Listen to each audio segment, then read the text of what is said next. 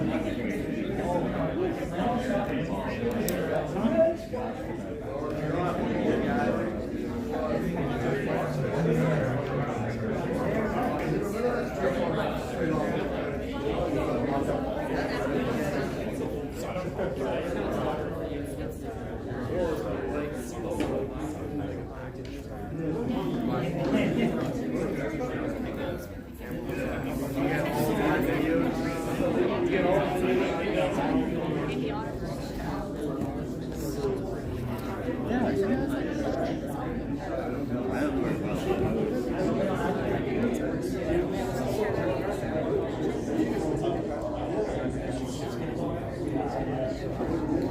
gotta say, I've never heard anyone speak ill of you.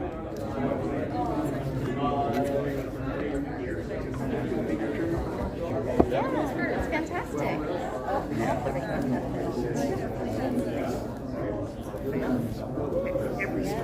of race is affected. You think that will survive or the... Both of them have really increased. Because I was in they must have had 60, 70,000 people. The place was packed. There wasn't a place to park. Amazing. It was incredible. It's fantastic. Really, It's like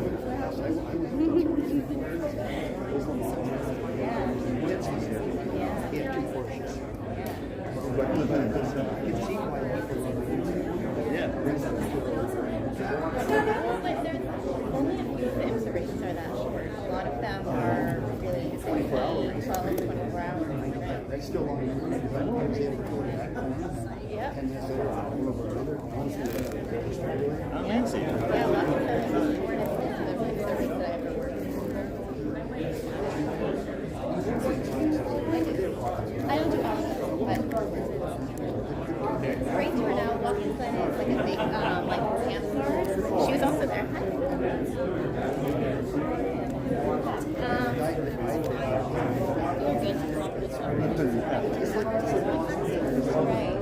Thanks for coming today, folks. We're going to start in just a couple of minutes. We'll let everybody get in, get their seats, and find a place to sit. We're going to aim to start at exactly 12:30, so I've got about 3 or so minutes. So we'll be right back.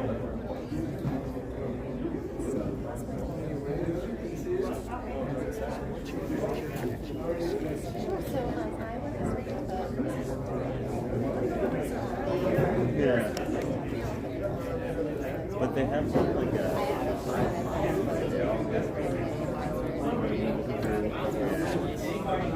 How are you? Good? You got your camera ready? Of course. You're not sitting front row, or No, you that's need to good. be obstructed? I was like rushing to get here. You better go to Honduras if you don't go. To what? You gotta go to my country. I got, of course. Take your lady and take me so because we speak Spanish over there. I'll help you out. It's good. It's been a couple weeks. Huh? It A couple has. weeks. Not long.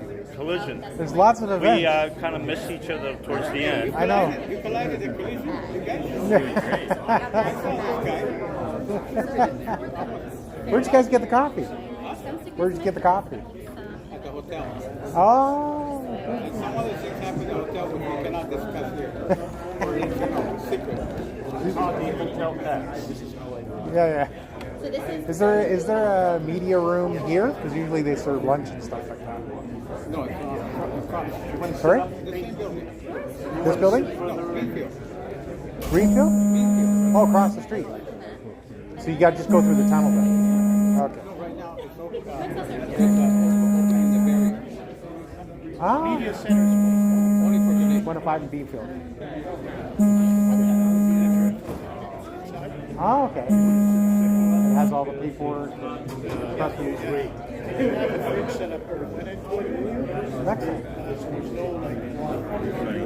Not yet. Shout out Tinbits.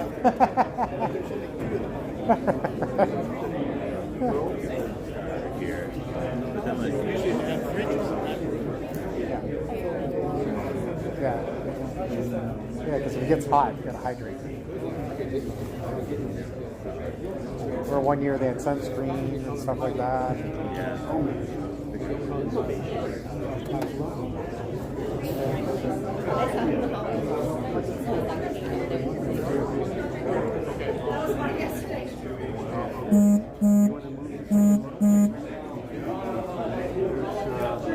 guys are good.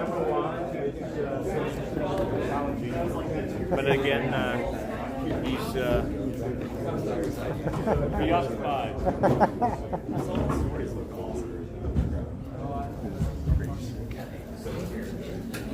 Welcome again. Thanks for joining us here at Studio X. We're in the Intercare Center at Exhibition Place. This is the kickoff press conference for the Honda Indy Toronto, taking place this weekend, Friday through Sunday. My name's Todd Lewis. I'll direct you through. We'll have a little Q&A a little bit later on. This is the 10th race on the 2023 NTT IndyCar Series schedule. We are celebrating 35 years of racing here in Toronto this weekend. This will actually be the 37th race for Indy cars here at Exhibition Place. Honda Indy Toronto is the second oldest street race on the schedule. It's right behind Long Beach. And it is the fourth longest running event on the current schedule of active races as well. There is a great history of excitement here on the streets of Toronto. You can probably think back to a few of your own moments. I have a few memories as well. Some I may share with you. The NTT IndyCar Series, of course, is our headliner this weekend. 11 different races in total this weekend, in addition to the IndyCar Series. USF 2000, USF Pro 2000, each have 2 races. The FEL Sports Car Championship Canada, back here again in Toronto, and the coming together of the M-Zone Radical Cup Canada and the Blue Marble Radical Cup North America competing here for the first time. And of course, our Friday headline event is the NASCAR Pinty Series, racing tomorrow afternoon, goes green just after 5. Honda Fan Friday is presented by your Ontario Honda dealers and features free admission. We do ask and request that fans donate to the Make-A-Wish Foundation. Make-A-Wish has raised over $905,000 already through the years through this program's inception. We look forward to adding significantly to that total this year. You can also donate online if you'd like to go and find further information. In a couple of minutes, we'll introduce all of the drivers that are here that are racing this weekend. We have some other officials from IndyCar and the Honda Indy Toronto as well. I believe, do we have wireless mics available for questions a little bit later on? If not, you'll just have to speak really loudly. I have a couple questions as well, so let's begin our introductions, and we'll go down the line here, and we'll introduce, first of all, the president of the Honda Indy Toronto, Jeff Atkinson. Nice to see you again. From the USF 2000 Series, the winner of the USF Juniors Championship a year ago, he's collected 2 victories in his first season of USF 2000, and driving the number 1, hometown racer Mac Clark is next to Jeff. 5-time winner this year in USF 2000, leader in the overall championship standings, driving the 22 for Pabst Racing, Simon Sykes. 2-time winner in the USF Pro 2000, drives the number 1 as the USF 2000 champion, scholarship winner from a year ago, Michael D'Orlando. And on the end, USF Pro 2000 rookie, 4-time winner this season, leading the overall championship, driver the number 99 for Pabst Racing with Force Indy. It is Miles Rowe. I'll begin with a quick question for everyone. We'll go down the line. We'll try to squeeze in some Q&A from the audience as well. Jeff, let's begin with you. We had an amazing crowd here a year ago on the return to the streets of Toronto as we mark 35 years here racing around Exhibition Place. I had a quick look around. You're always growing, you're always improving. Tell us about some of the things that we can look forward to seeing this year, and as well as the traditional excitement on Sunday afternoon and all weekend. Yeah, we are in for quite a week, and obviously very excited, as you said a moment ago, to obviously celebrate our Fan Friday promotion.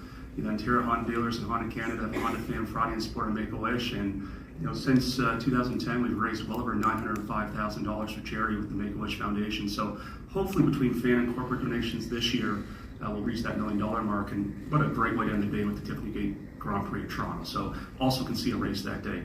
But I think the question was, what's new and exciting? And at this event, there's a lot of things new. It's really a privilege and a pleasure to build a track from the ground up. You get to create things, and with that, we have a lot of new activations this year on site. So lots of focus on our general mission areas. General mission, for those who don't know, is just an opportunity to come down here and walk around. And when you walk around, you get to see a lot of different sites and viewpoints of the racetracks and see these wonderful race car drivers compete on the track. So whether it's the Unibet Finish Line Lounge, that's a great area to watch from. There is a video board across the way. That'll be right at the checker flag area. So encourage fans to check that out. The truck stop was a big hit last year. The truck stop is a great area to obviously sample and enjoy and purchase some food and beverage from around Toronto and around Ontario. So great place to watch from. And then from there, we've added some more concessions. We had a huge crowd last year, our biggest crowd in 2 decades, and wanted to really add more concessions this year and more opportunities to purchase wonderful food and beverage. So you'll see a lot more food and beverage options around. There's a second truck stop in Thunder Alley, and Thunder Alley is an area where you can really enjoy some of the best products here in Toronto. So encourage fans to do that.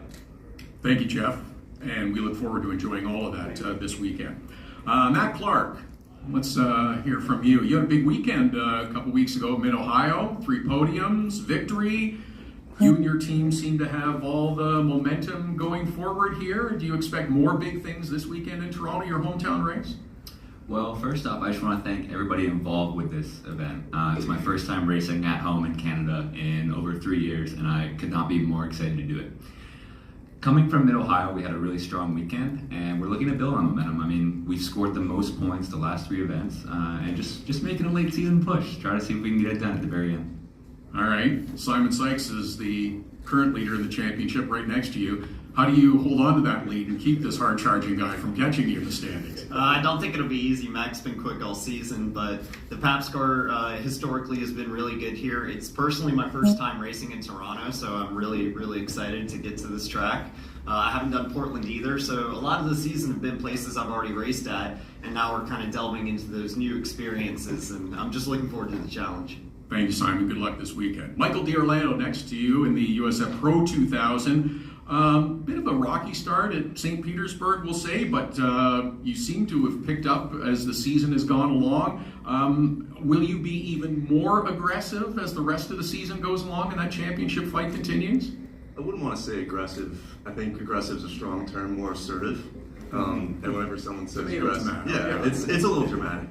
But we definitely had a rough start to the season here. And after winning the championship last year, I had higher expectations than this. But I mean, Turn 3 Motorsport and I have been doing some phenomenal jobs with speed, and we actually had a great weekend at Mid-Ohio, the most points of any driver in USF Pro. But we're doing everything we can to catch this guy right here. You got a pretty good lead, but I'm coming for you, man. And, I'm super excited to be back at Toronto. I absolutely loved this race last year, and hopefully we can show some more speed. Thank you, Michael. Good luck this weekend. Miles Rowe, on the end, you know some things about working your way around Toronto. How do you keep this guy from catching you in the championship? Just, keep the same pace we have all year. Stay, mentally calm and collective, and just understand, you just have to do the same processes that, we did earlier this year, but also last year. And with faith, passion, belief, we'll get there. Are you this relaxed in the car? Yes, sir. Good for you, Miles Rowe. All right, we'll open it up for a couple of quick questions if we've got time. We do have wireless microphones here. If you wait for the microphone, please. Name and affiliation, please, before your question. Hi, John Chidley Hill from the Canadian Press. This question's for Jeff. Jeff, I'm curious, how are negotiations going to keep this race in Toronto for next season and for many seasons to come? Yeah, they're going very well. Obviously, we're excited to be back here at Exhibition Place, and it's just the normal course of business. So hopefully have some exciting news to share soon. Thank you. Anyone else with a question for any of the drivers or for Jeff? A question for Mac. It's Mark Smolinski from the Toronto Star. Obviously, a hometown race, family's going to be involved. Can you talk about who's coming and a role your parents have played in your career? I owe everything to my parents. They have been by my side since day one, supporting my dream, and especially leading up to this race. It's been mad for all of us. It's been a lot of planning. We're going to have, over the course of the weekend, probably 300 people in and out of not only the paddock, but we're having a pre-party event in Burlington tonight at the Haggerty Garage and Social, so that's going to be really cool. We're going to have our partners there and everyone who's a part of this program in 2023, and it's going to be a really exciting weekend. We're going to have a lot of friends and family. Good, thank you. Thank you, Mark. Anyone else before we let our drivers go? One more? Hello, James Doyle from Doyle Longevity. I think the USF 2000 series is a great series filled with young prospects, and I think it's cool for fans to be able to see some of the bigger series. But I think this is also a really great series that can spark the passion for motorsports for a lot of younger people. So for you guys, and this is I guess a question for all of you. How important do you think it is to for the young minds and younger people of the motorsports world? How important do you think it is to spark their passion for them to get into motorsports? And also, what message would you have for not just youth, but maybe the parents of youth that's on the fence of maybe pushing them into motorsports? What's your message for them to get them getting into motorsports? Yeah, I think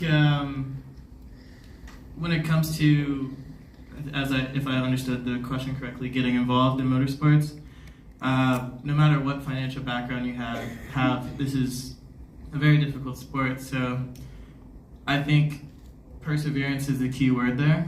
And like I said earlier, just faith. I didn't have the best financial background, for motorsports to make sense, but my parents and everything, they had belief, that I was talented in it. And it just came to something as simple as running an indoor karting championship, something actually really affordable, and everything sparked out from there. Without the faith to get through it, you won't be able to do it. So as long as you have that, anything's possible, as all four of us are up here, showing. Yeah, I'd like to build on that too. I think passion is a really large thing in motorsports, and for all of us, we're all young drivers trying to make it all our way up to IndyCar, and USF Pro Championships has been doing a great job of that. I wouldn't be here without the scholarship that Dan Anderson and USF Pro Championships has given me this year, and I think this program is definitely helping those who can't really afford a full season, and that's the majority of us here. But yeah, it's very passionate, and everyone that wants to become a racing driver, I said, go for it. It's one of the most rewarding experiences of my life, so it's definitely something to be involved with. I'll put one note on that. Fostering a spark for interest in the motorsports world is huge in the development, bringing these new drivers in, because you always want to see the field of talent grow as you come up. And a big way to get into it, obviously, is to start with go-karting. It's been a huge presence over the years, and that's even what I've spent a lot of this year doing, is working with Car Chaser, trying to broadcast these events, put more attention on these drivers so we can kind of foster the connections and networking to build towards a career in professional motorsports. So you may start at the bottom in karting, but there's a lot of familiar faces around the paddock. It's just networking, getting your face out there, and a lot of hard work and dedication to keep the ball rolling, because it's, I would say, for most of us, we're in race cars, but it's not all that different from when we were racing each other in go-karts. I think at least 3 of us have raced each other, and essentially it's the same thing. You're just going a little bit faster. So if we can create an atmosphere where we can bring more talent into the sport, I think it benefits everyone as a whole. Yeah, it's the largest family that I have. And I think one thing that all these guys touched on was like the passion or the spark, right? And an event where you can showcase junior formula or maybe younger drivers such as us, it's really relatable for young kids. I remember the first time I came to this event myself when I was 11, 12 years old, and to see guys that were in this program winning races, especially the Canadian guys like, for example, Parker Thompson, that really lit a fire inside of me, right? It made me realize that something like this was possible. We'll thank our USF 2000, USF Pro 2000 drivers, and excuse them. Matt Clark, Simon Sykes, Michael D. Orlando, and Miles Rowe. Good luck this weekend, guys. Thank you. Thank you. We'll let this first group exit, and we'll get our second group of drivers up here. Why don't we introduce them as they're making their way up here, as a matter of fact. Everyone knows Jeff Atkinson, president of the Honda Indy Toronto. From the Sports Car Championship Canada, swept the first 3 races of the opening race weekend of the GT4 categories. The driver, the number 22 for Polito Racing, Jack Polito. From the M-Zone Radical Cup, the Radicals make their debut on the streets of Toronto. Podium finishes in the first 3 races. The driver, the number 42, Kenny Reedman. And from the NASCAR Pinty Series, he has won 3 of the first 4 races. driver of the number 20, Trayton Lapsevich. Welcome all three gentlemen here. And let's start with Jack. You got a bit of a taste of sports car racing in the 22 season, and looks like you carried all that good momentum into 23 as well with a good first weekend. Can you continue it here in Toronto? Yeah, so that's the plan. I haven't ever been in Toronto. I haven't ever been to Toronto Indy, but I've been practicing a lot. So hopefully I can carry all that and bring it to this event. Do the walls worry you? Not at all. Not at all. I'll check back with you tomorrow and see if you still have the same answer. Hopefully they don't. Kenny Reedman, you're a Superbike champion. You raced at Le Mans, Daytona, Paul Ricard. How did you wind up racing in the M-Zone Radical Cup Series? Basically just for the safety part of it, really. I got tired of falling off a motorcycle and really wanted to make the transition to four wheels, and the M-Zone Radical Cup Canada put on by FEL Motorsports really seemed like a good place for me to start because it still utilizes a motorcycle engine, so that was similar. A little different though, handling four wheels instead of two? Yeah, it's a completely different ball game. So all the places that you can rocks on a bike, you can't in a car, and vice versa. Welcome, Kenny. Good to have you. Trayton Lapsevich, good start to the season. 3 wins and a second place finish. That's a pretty good average finish. Is there something that you guys have found this year? Is it a combination of things? Is it your dad coming on as crew chief? Maybe a little bit of everything that you found so far? Yeah, I think the big thing is the 22 racing team has prepared me good cars pretty much everywhere we've went so far. Obviously, I have my dad back as crew chief. That's big for me as well. I've been blessed to have a great crew chief all 3 years, but there's nothing like having your dad on the top of the box, someone that really knows your driving style and what you're looking for in a car. So I think when everyone's so close out there, it's a crew chief and the right adjustments that can make the difference. It's been working well for you so far this year. All right, we'll open it up to questions again for our drivers in the M-Zone Radical Cup, Sports Car Championship, and of course the Pinty Series. If anyone has questions, you want to raise your hand. No? Okay. So, Jack, I'm sorry, I didn't see Juliana in the back. Go ahead. Kenny Reedman, nice to see you. How much did go-karting prepare you for the Radical experience now? Yeah, if I didn't have my go-karting background, I think it would have been a lot harder to get into the Radical. But there was, I raced motorcycles for 12 years in between go-karts and cars, so I think a lot of the good habits I developed through karting, I lost on a motorcycle. And it's, taken me a full season to get back to racing something with 4 wheels and slowly building more and more confidence every weekend. If anyone else has a question, please raise your hand. There we go, Mark. It's for Trayton. It's Mark from the Toronto Star. Trayton, obviously you have a relationship with your dad, but can you talk about how far that goes back? When you started, where did you start in motorsports? How old? How did he help you? And how has your relationship grown through racing? Yeah, absolutely. So I started racing quarter midgets when I was 4.5 in the States. So that was my father, my older brother, and myself. We traveled all of the United States racing every weekend, and at that same time my dad was racing and then the NASCAR Canadian Tire Series. So we've been together for a long time, and that all stemmed up until we started. I started at Sunset Speedway at the age of 10 in stock cars, and then since then, really, I've had my dad crew chief for every single race that I had been in up until I got into the Pinty Series, and that was really the first time that I had been going to the track without my dad in the main roles. So to have him back this year has been a really, really good step for myself, and I think the team as well. We've all glued really good together at 22 Racing, so it's been really good, and we're off to a really good start with it. Thank you. Anyone else with a question for our drivers? If not, we'll release them. No, looks like we're good. All right, Jack Polito and Kenny Reedman, Trayton Lapsevich, thank you for joining us here today. We'll look forward to you racing this weekend. 3 races for the Radicals, 3 races for the sports cars, and of course the Pinty Series is the feature race on Friday afternoon. We should mention as well the Blue Marble Radical Cup. North America drivers are here this weekend as well, along with the M-Zone Radical Cup Canada. And that will mean 35 cars out on track during that stretch. All right, let's bring up our final group of drivers. Subbing in this weekend in the number 60 car from Meyershank Racing, he is making his first ever start in the NTT IndyCar Series, Tom Blomqvist. In his second season for Andretti Steinbrenner Autosport, the only Canadian racing in the IndyCar Series, driver the number 29, welcome home Devlin DiFrancesco.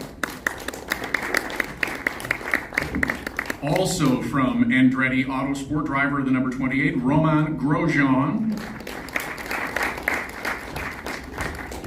Making his first IndyCar Series start for Dale Coyne Racing, Stingray Robb.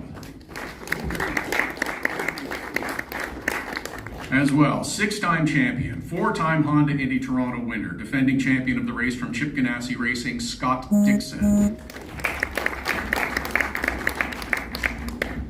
Did I see Jay come in, or?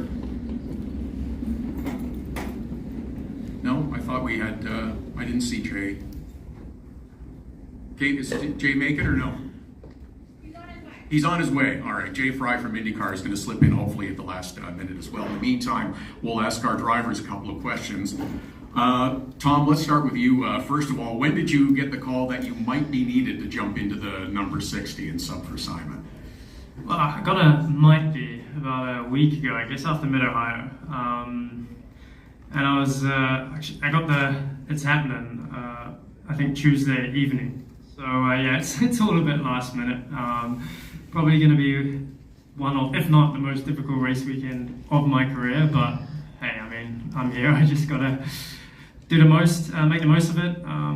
Thank Jim and Mike. Oh, I'm thanking them now, but I might be hating them after the weekend. So hey, let's see. I mean, for me, it's just, you know, I've got my eyes wide open. There's no pressure. I mean, there can't really be much expected of me because I think I've done about 90 laps in an IndyCar around, you know, Sebring short tracks. So yeah, this is a whole new challenge for me. It's like drinking from the fire hose? Yeah, I mean, I've packed my floaties, so yeah, I think I don't know if I'm going to be drowning, but yeah, we'll see. Tom, congratulations on getting the call on the ride. Nice to have you here this weekend. Devlin DiFrancesco, does it feel a little bit different to return to Toronto for the second time? It was all kind of new last year, but a little different second time around? It does. I know what to expect, so I'm looking forward to it. We have a strong street course package, so looking forward to carrying the momentum we've had in the races and getting a good result here for number 29. The response seems to have been great to welcome you home again already this year. It's wonderful to see the Canadian fans supporting you. I've had nothing but support, you know, hugely thankful to all the Canadians for welcoming me back home and looking forward to going out and getting a good result for Toronto and Canada. Good to see you again, Devlin. Nice to have you back. We'll welcome Jay Fry, who has joined us from the IndyCar, the president on the end. Nice to have you here. Romain Grosjean, according to your socials, you've had a little travel trouble in the last couple of days. Do you want to detail some of the turmoil that you've been through and difficulty that you had making it here to Toronto? But we're glad that you're here. I actually came a day early. It's a little story. Yeah, we're on a road trip with my family on the bus, and the bus broke down on the road. So, yeah, we're supposed to go to camping on, when was it, Tuesday evening, and the bus broke down Tuesday lunchtime. So, good thing is that we opened the slide, we cooked pasta, called a Uber, get a rental car, and came here. So, we actually got to visit the city a little bit more than we planned to. If only you had a pit crew that could have come to rescue you. I tried, but I'm good with my hands on the steering wheel, but not good with tools, I guess. Back here in Toronto again this year, Devlin talked about Andretti Autosport having a good street course package. You've had some good results on street courses this season, so positive and optimistic for Sunday afternoon? Yeah, I think so. I mean, last year was first time here. It's a challenging track. There's been some changes. I walked with the kids, and there's been some changes on the track, so I'm excited to see what it does. We've done really well on every street course this year, so hopefully we can carry on and have a good race. Welcome, Romain. Great to have you back here again. Stingray Robb, because I know you'll get the question, please confirm that Stingray Robb is your real name. It is my real name. Okay. First season in the NTT IndyCar Series, first time in Toronto. How big a leap is it to get in these cars and race around this tight city circuit? Well, I don't know yet. We're about to find out. But the intimidating? I think so, a little bit. I mean, every race weekend's been a new experience for me. So Tom, good luck. Enjoy it.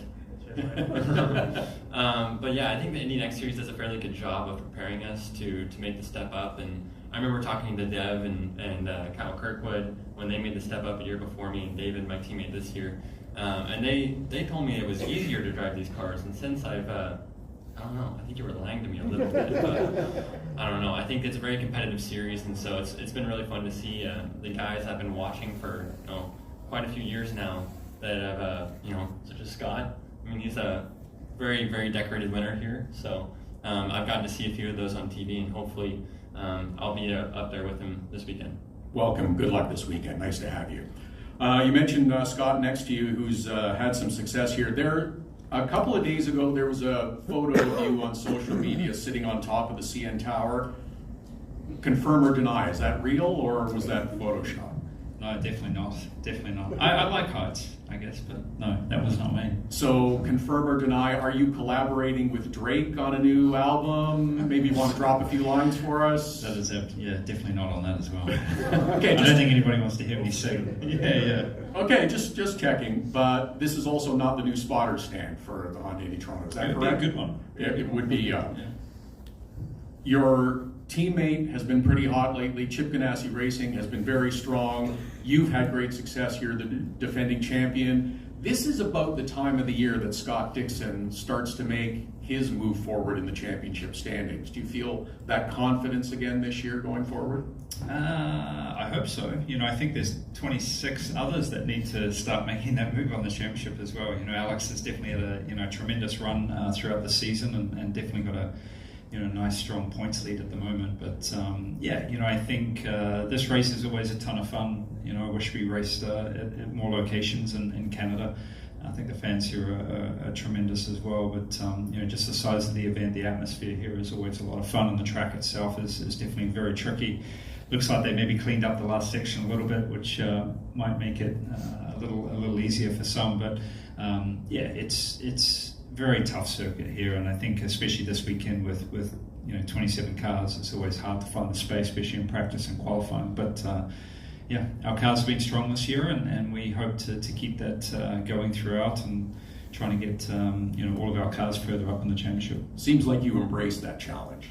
Yeah, I think we do as a group. I think we've seen that from the 10 car side this year, and obviously from the 8 and the 9 and the 11's been going really strong as well. So I think as a group, everybody's been doing a fantastic job. Good to have you back again, Scott, this year. Jay Fry, as you mentioned, the president of IndyCar, has joined us on the end. I spoke earlier that this was one of the oldest events on the IndyCar schedule. There's a great history, a triumphant return here in 2022.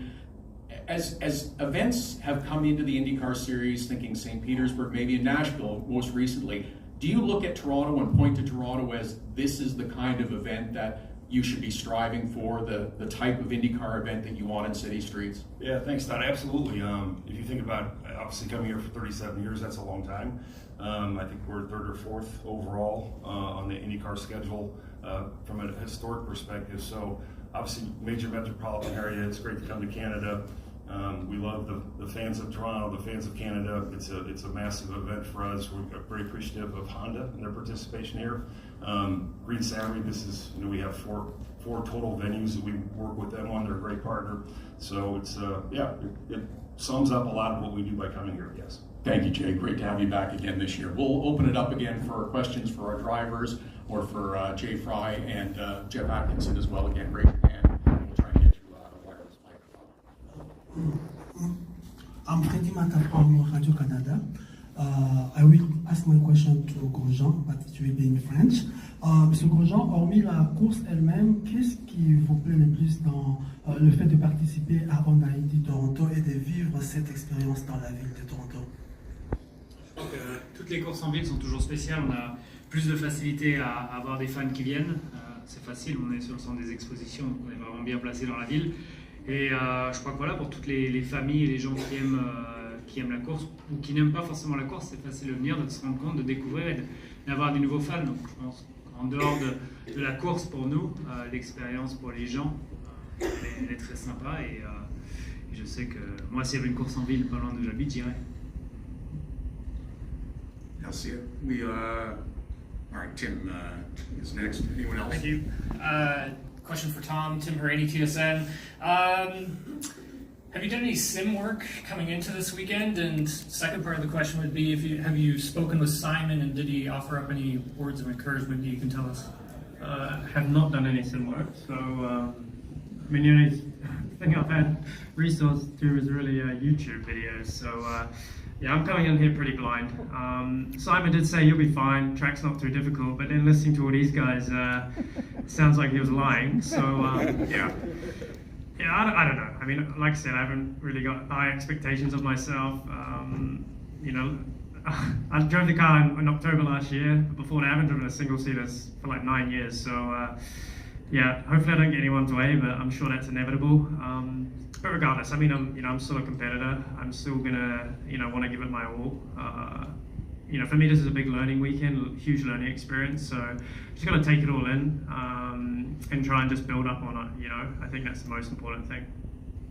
You'll be fine, man. Just send it. I've heard you say that a few times, right? John Hill from the Canadian Press. This question's for Devlin. Obviously, you had your first race here last year. Now you're back. It's your hometown race. Is there any sense of having the pressure off now that you've sort of gotten that Toronto debut out of the way? I always enjoy, even coming last year, I didn't feel pressure. I felt more support than anything. And that's a great thing to be able to feel, because the pressure is off. As a team, we have good, strong street course cars as well. So I'm excited to be back here. Love being in the city of Toronto. Having Bit By with me this weekend and having a good run for Andretti Steinbauer Autosport. Thanks. And I have a question for Scott as well, the returning champion. Obviously, you've had a great deal of success here. You always joke that it's sort of your home course, as it's in the Commonwealth. What's your recipe for success on this course? Because you're just a proven winner here. Yeah, that's a I don't know, tough one. I think you can never really rest on last year's performances. I think this year I think we've made good gains in the street course program as well. The track changes all the time, right? It's city streets, so what was there one year is definitely going to be different the next. And I think we've seen a pretty sizable change for the circuit this year. But yeah, I don't know. I think it's always a combo. It's the team effort and driver lineup. I think last year we had really strong cars here. Traditionally, we've had really strong cars here with many different drivers. So maybe it's a bit of a team thing and then driver a little bit as well. But feeling comfortable and being able to attack, is definitely big. And I think in the last few years we've definitely lost the sight of maybe the alternate strategies working out a little bit, or cautions catching people out or helping them. It seems at least this year too. So we'll see how that plays out. But the competition in the NGT IndyCar Series right now is through the roof. So anything can change how your weekend starts, or even through qualifying. Can make it much more challenging. Thank you. Back corner over here. Hey Jay. Question about some of the changes that have come to pit lane this year to just make room for all the cars. Can you kind of walk us through any changes that have been made over the last 12 months to fit everyone, and what we can expect to see a little bit different this year? Well, it's basically what has happened is been extended on both ends to accommodate 30 or 27 cars at 35 feet pit boxes. So, up until Monday, and actually today, we're still working on massaging the pit road to make it as good as we can. We feel comfortable with the 35-foot boxes for 27 cars. Obviously, there's only X amount of space. They've increased the space on both ends, so it should be a good shape. And then a question for Tom. Tom, I know you said that you only got the call really on Tuesday evening about coming and filling in for Simon this week. What ultimately is your expectation or your goal to get out of this? I know we've talked at length about how difficult a task this is to be making a debut on a street course like this. I think, for me, the most important thing is to come away from the weekend feeling somewhat satisfied with, the performance that I was able to do with such limited time. For me, I have so much to learn. All the small things, just simple things like coming in and out the pit box. The way that the way the practice sessions are run. This is in a way a good opportunity for me. Although it's right in at the deep end. You don't get many opportunities to. I know there's a lot of rumors going around about, what's happening in the future. But, this is obviously an extremely big opportunity for me to learn as much as possible. I think, the team has obviously put a lot of faith in me to be able to, chuck me in this situation. And I'm just hoping to make sure, that I do the best job possible, that I'm kind of happy when I leave the weekend, that I'm not like disappointed that I wasn't able to perform to what I thought was respectable with so limited running. I mean, I'm obviously relatively, confident that I think I'll be able to be okay. But yeah, that first practice session is going to be, absolutely wild. I'm very grateful that I have a night to rest on it, to sleep on it. Sometimes, your brain works in weird and wonderful ways. Being able to switch off for a night and come back the next day. I know that's going to make my life a lot easier when I start again on Saturday. But yeah, I mean, I haven't even had time to go through anything yet with engineers, so I'm going to have a busy couple of hours this afternoon. So yeah, it's going to be hectic. I've got to be like a computer soaking up. I'm not a good computer, so I don't know how much data I can fit in my little head up here. But hey, this is a once in a lifetime opportunity for me, so I just gotta take it as it comes. And yeah, luckily there's no pressure on me, right? I don't think anyone's expecting any sort of miracles. So. But at the end of the day, I'm also a competitor, right? So if I walk away from the weekend and I'm at the bottom of those, I'm 27th there, I'm probably going to be disappointed, right? So, hey, let's see. Thanks. Thank you, Tom. One more check. Anyone, any other questions? Oh, over here. Hi, Sarah Levinson, Pit Lane Parlay. Tom, you've been pretty successful in your own series this year and so far. What are some major things that you're going to kind of bring with you as learning lessons or skills, anything of that sort? I think the biggest thing that plays in my favor in terms of jumping in a situation like this is that I'm with the team that I know so well. So, in terms of the environment, I know the working environment, I know the engineers, I know the group of people. So that just makes my life a lot easier. I feel a lot more comfortable. There's no real extra pressure or, let's say that familiarity that I have to get used to. So I know, what to expect in terms of that. But I mean, also I'm a racing driver, right? Like, this is what we do for a living. Obviously, had some form of success in other racing cars. So I understand how to drive a race car. And at the end of the day, we're all, I just need to figure out quite quickly, quicker than I have normally to try to understand how to get the most out of the car. And, just feeling that, I've got no power steering to deal with. So, I've got 85 laps to hang on Sunday, which is going to be, that's my biggest concern, I think. But yeah, I just need to, have a philosophical approach, try and soak it all in, build up to it. The biggest thing is kind of building that confidence slowly, because it is a street track, and I don't know the car, I don't know the track, and as a racing driver, that's probably the worst combination you could possibly have, because everything's a bit more foreign. If I was going to a track that I knew, I just have to deal with the car, but now I have both, so that's always a little bit more challenging. But I have the data, I have the data from the group as well, right? We're obviously, working very closely with Andretti, so there's a load of good cars and quick cars and good data to pull. So I have all the information I need, to kind of make my life as easy as possible in the grand scheme of things. It doesn't get heavy till the last day. On the start, so. Go ahead, Tim. Question for Devlin, Roman, and Scott. Tim Rainey from TSN. Just wanted you guys to get the comments on the changing track surface here in Toronto. It's quite particular to here with you have the asphalt and cement, and in particular down into turn one, and how each of you deal with it differently. I think it's quite important that you're able to get your turning before you get on the concrete. I think that it can really change the balance of the car and upset it if you're not straight when you get there. So I think that's an iconic characteristic of this track. Yeah, we haven't driven yet, so we'll see. But it's the beauty of the IndyCar track. There's a lot of challenges, and even the new section, there's man on cover with big holes, so it's going to be quite funny. Yeah, definitely lots of changes this year. I think, especially as 8 through 11 or something, it looks a lot smoother and a lot more consistent. You know, it's at least one kind of material.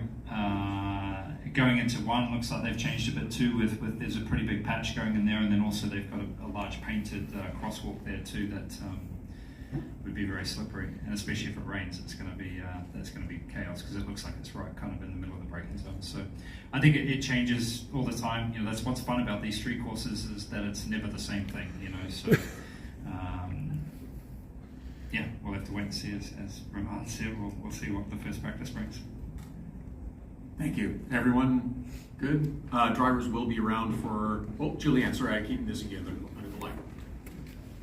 I'm nice and white. You shouldn't miss me. I'm Italian. I'm super loud. So Juliana, Automotive Woman, this is for Jeff. Just a follow-up from the drivers. Talk about the changes overall. What kind of challenges you face as the organizer? Well, this year particularly was a lot of work for us. So what people notice, and obviously we talk a lot for what the fans see, but what the drivers will see, we've completely upgraded a third of our safety system on the racetrack. So we have changed our block height and fence height in most of the track. They'll see that. We have repaved from 9 through 11. That's what Scott was talking about. It's going to be a very smooth surface in there, and then pit lane. So with the increasing car count, went from 25 cars to 27 cars. We've added room, as Jay said, on the end. So there's been a lot of work, a lot of pre-planning cooperation with IndyCar and coordinated effort with that. So it's just a lot of work when you put these kind of events on. This is a very complicated site to put on an event. However, it's a great site. It's a great city. This is a wonderful city to host a race in, and there's no better place to host an event at that exhibition place. So we're excited to have IndyCars back. Thank you. Hey Jeff, is there a no further cars limit you see on the track for any of the series? Like, what do you guys see as the maximum? It's like sometimes where people are going home.